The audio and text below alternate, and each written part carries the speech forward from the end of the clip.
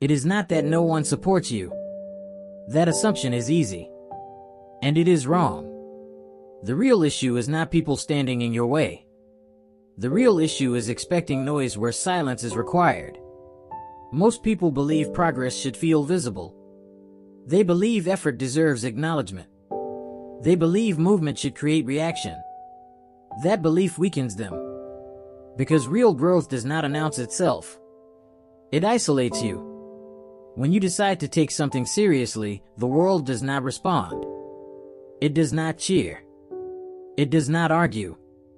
It simply becomes quiet. That silence is not rejection. It is exposure. In that quiet, there is no audience to perform for. No approval to lean on. No external pressure to keep you moving. Only habits. Only standards. Only your ability to act without recognition. Most people misread this moment. They think something is wrong. They assume they chose the wrong path. They begin looking outward for reassurance. But nothing external is missing. What is missing is internal authority. The need to be seen competes with the need to grow. The desire to be acknowledged competes with the work that actually matters. This is where most people slow down. Not because they are incapable, but because they were trained to move only when noticed. Silence removes that crutch. It forces a question you cannot avoid. Not about talent. Not about luck. Not about timing. A question about control. Can you continue when nothing reacts to you? Can you keep your standards intact without witnesses? Can you act without emotional return? This is not about grinding for others. It is about discovering whether discipline exists without reward. Because until you can move without noise, you are not building strength. You are borrowing momentum. And that difference decides everything. Here is the truth most people avoid. The struggle is not happening outside of you. It is happening within you. People are taught to scan the world for explanations. They look at society. They look at luck. They look at motivation. They believe progress is blocked by circumstances.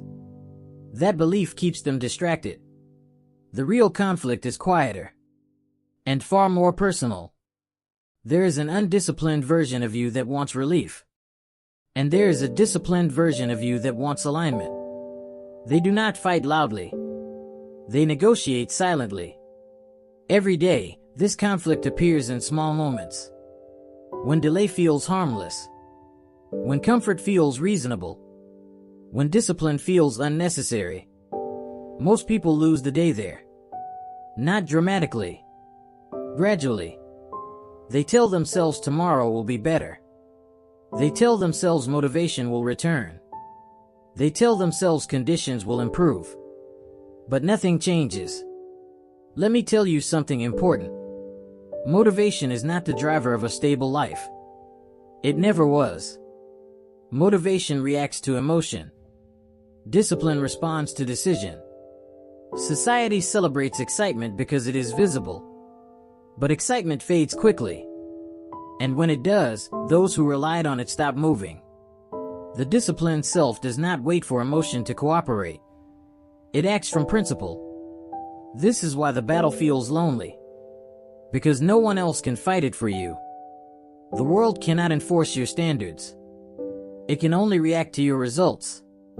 Most people reverse this order. They wait for results to feel disciplined. They wait for recognition to feel committed. That is backward. Discipline must exist before evidence. Control must exist before progress. Identity must exist before outcomes. This inner conflict happens daily.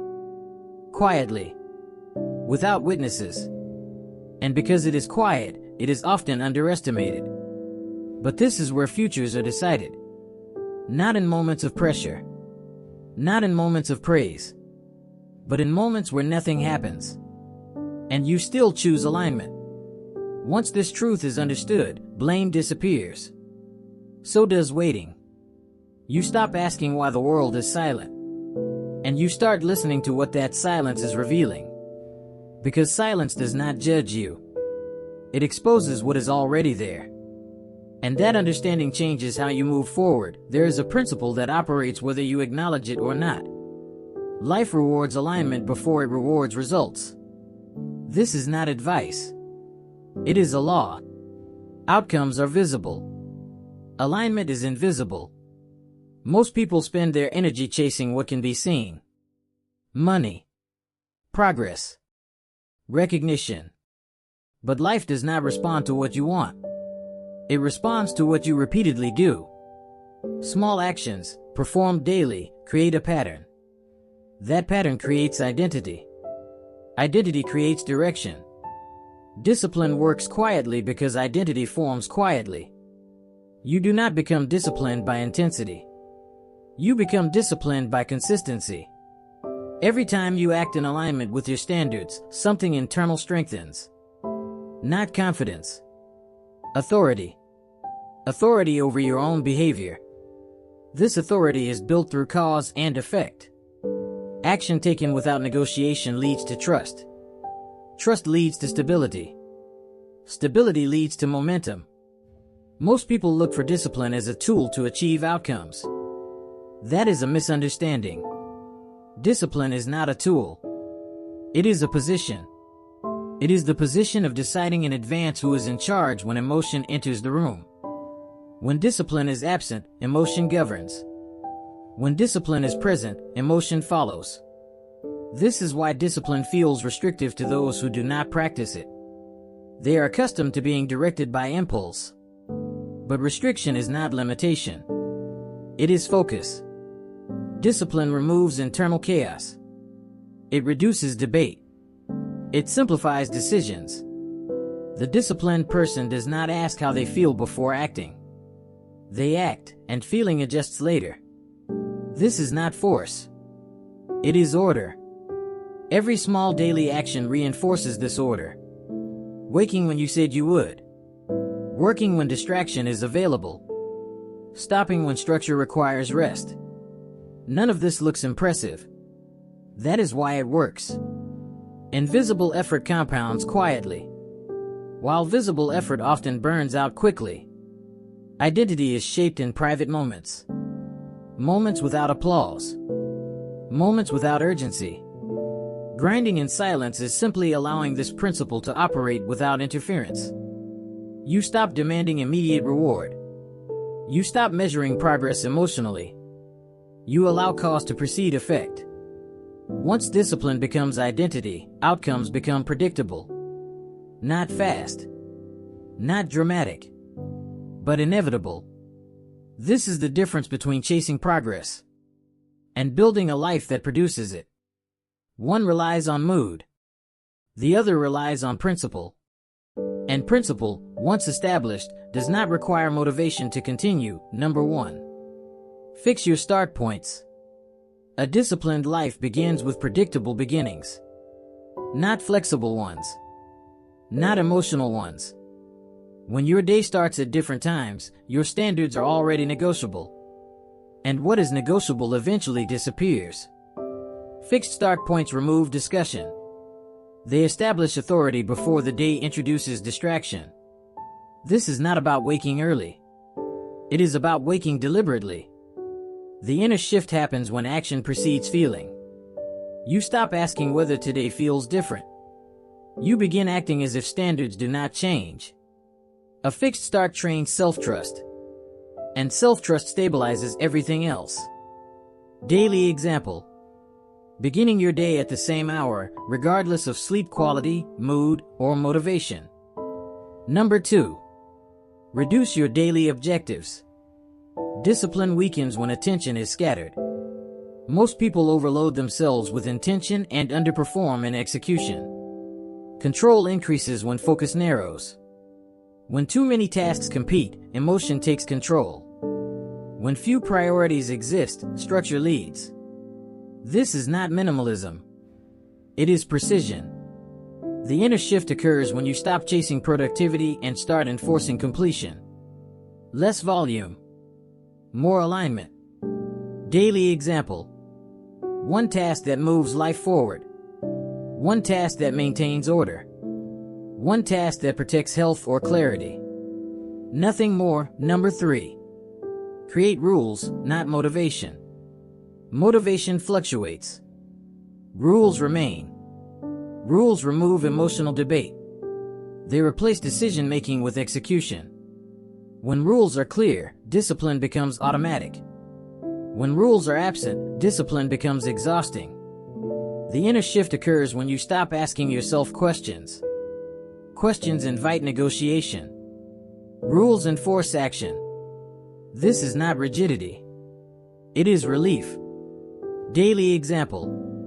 Working for a fixed duration regardless of perceived productivity or inspiration. Number 4. Control your stopping points. Most people fail discipline not when starting, but when stopping. They work until emotion collapses. They rest until momentum disappears. Discipline includes knowing when to stop. Stopping with intention preserves trust. Stopping without structure trains avoidance. The inner shift occurs when rest becomes part of discipline, not an escape from it. Daily example. Ending work at a planned time, even when unfinished, to protect long-term consistency. Number 5. End the day with alignment, not judgment. Reflection strengthens discipline only when it is calm. Harsh self-criticism weakens authority.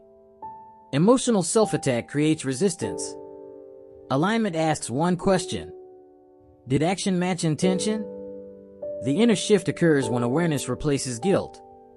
You stop punishing yourself and start correcting yourself. Daily example. Quiet review of actions without emotion, blame, or justification. These practices are intentionally simple. Simplicity increases repeatability. Repeatability creates identity. Discipline is not built through pressure. It is built through structure that can be honored daily. Grinding in silence does not require intensity. It requires consistency without drama. And this framework exists to support that consistency. Not to impress anyone watching. Number 1. Stop measuring progress emotionally. Emotion is the weakest metric for discipline. It fluctuates without warning and lies without consequence. When you measure progress by how you feel, discipline collapses the moment feeling disappears. Structure survives what emotion cannot. The inner shift happens when progress is measured by compliance, not comfort. Did you follow the rule? Yes or no? That is the only metric that matters. Daily example. Completing a planned action even when it feels ineffective or dull. Number 2. Detach discipline from outcomes. Most people obey discipline only when results appear quickly. This turns discipline into a transaction. Real discipline is unconditional. It exists before reward. When outcomes are delayed, the undisciplined quit. When outcomes are irrelevant, the disciplined continue. The inner shift happens when action becomes identity-based. I act this way replaces I act to get something. Daily example. Showing up to work sessions without checking analytics, feedback, or validation. Number 3. Build boredom tolerance. Discipline is repetitive by nature. Anyone can act when things feel new. Few can persist when novelty disappears. Boredom is not a problem. It is a filter. Those who escape boredom never build depth. Those who stay with it develop control. The inner shift occurs when boredom stops signaling failure. It becomes proof that you are beyond stimulation dependency. Daily example. Repeating the same productive routine without modification or entertainment. Number 4. Remove identity conflict. Most self-sabotage comes from contradiction. One identity wants comfort. Another wants control. When identities conflict, discipline drains energy. When identity is unified, discipline becomes effortless. You must decide who you are before deciding what you do. The inner shift occurs when behavior stops being an experiment. It becomes alignment with a chosen standard. Daily example. Making decisions based on who you are becoming, not who you were yesterday. Number 5. Protect momentum ruthlessly. Momentum is fragile. It does not survive indulgence disguised as reward. One exception often becomes a pattern. Patterns reshape identity. Discipline requires guarding momentum even when excuses feel reasonable. The inner shift happens when you value continuity over relief. Daily example. Avoiding unnecessary breaks that disrupt rhythm, even if deserved. Number 6. Accept the quiet. Disciplined lives are not dramatic. They are calm, repetitive, and often invisible. If you require excitement, recognition, or intensity to continue, discipline will fail. The quiet is where standards harden. The inner shift occurs when silence stops feeling empty. It starts feeling stable. Daily example. Working without sharing progress, seeking feedback, or announcing goals. Discipline matures when it stops being a project. It becomes a background condition. No urgency. No struggle. No performance. Just repeated alignment with internal rules. This is how discipline becomes identity. Not through force, but through calm consistency that no longer requires thought, not the version of you filled with motivation. Not the version waiting for clarity. The version shaped by today's decisions. That future does not arrive by chance. It is constructed quietly, one repeated choice at a time. Every day you either strengthen internal control or weaken it. There is no neutral ground. Discipline is not something you add later. It is something you practice now, before results appear, before confidence forms. The strongest people are not loud. They are consistent. They do not negotiate with moods. They do not wait to feel ready. They do not require permission from circumstances. They move according to internal standards. What you do today does not need to impress anyone. It only needs to be aligned. Small actions, done without drama, compound into authority. Authority over time. Authority over attention. Authority over self. That is real power. When discipline becomes normal, chaos loses leverage. When standards are internal, pressure loses influence. Nothing outside you needs to change for control to return. Only compliance with your own rules. This is not about intensity. It is about consistency. Not about transformation overnight. About identity reinforced daily. You already know what must be done. You do not need more information. You need execution without emotion. Quiet. Steady. Unnegotiable. That is how discipline stops being effort and starts being who you are.